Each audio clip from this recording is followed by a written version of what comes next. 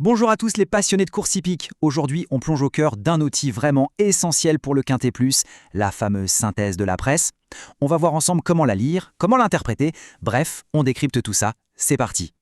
Alors, le décor est planté. On est sur l'hippodrome de Lyon-Paris-Ly pour une très belle étape du Grand National du Trot. Le départ est prévu à 13h55. Et avec un peloton aussi fourni, des chevaux qui partent de poteaux différents, eh bien la grande question c'est de savoir qui va réussir à tirer son épingle du jeu.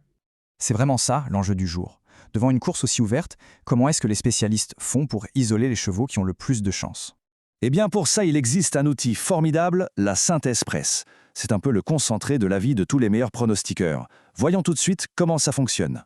Allez, on attaque le vif du sujet. On va décortiquer cette synthèse pour bien comprendre ce que les experts nous disent vraiment sur cette course. Bon, la synthèse presse, c'est quoi exactement? C'est assez simple en fait.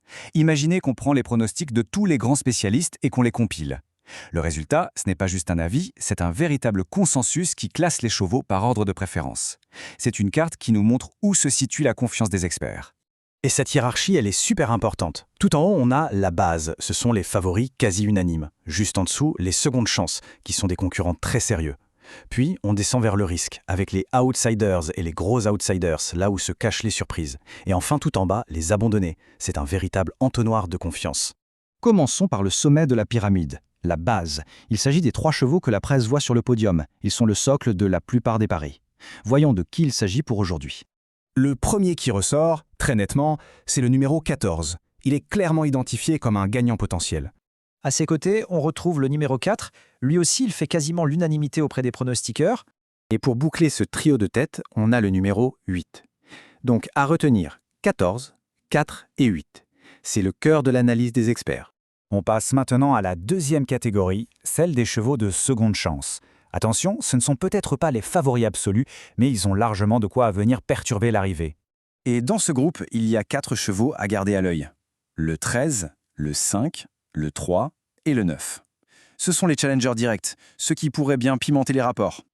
Ok, maintenant, pour ceux qui aiment un peu plus le risque, on entre dans la zone des paris plus audacieux. C'est ici que les codes commencent à devenir vraiment intéressantes et que les belles surprises peuvent arriver. Alors attention, il faut bien faire la différence entre les deux. D'un côté, les outsiders, les numéros 2, 15 et 7. Eux, ce sont des surprises tout à fait possibles.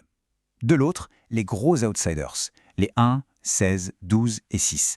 Là, on parle de paris à très très haute cote. Le risque est bien plus grand, c'est sûr, mais le gain potentiel peut être énorme. Une petite information très importante avant de conclure. Le numéro 11 est non partant, donc il ne prendra pas le départ de la course. Et le numéro 10, de son côté, est considéré comme abandonné par la quasi-totalité des spécialistes. Bon, maintenant qu'on a vu chaque catégorie, il est temps de tout rassembler. Quel est le portrait robot de la course que nous dressent les experts avec cette synthèse? Et voilà, la photographie complète de la synthèse de la presse. On a une base qui semble très solide avec le 14, le 4 et le 8. Des challengers très sérieux avec les 13, 5, 3 et 9. Et puis, bien sûr, les différents niveaux de paris plus audacieux. L'intérêt de tout ça, c'est que cette hiérarchie donne une base de réflexion incroyable pour construire ses propres jeux, en mélangeant peut-être les favoris avec un ou deux outsiders. Voilà, l'analyse des experts est posée, les cartes sont sur la table. Mais comme toujours, c'est l'instinct du parieur qui fait la différence.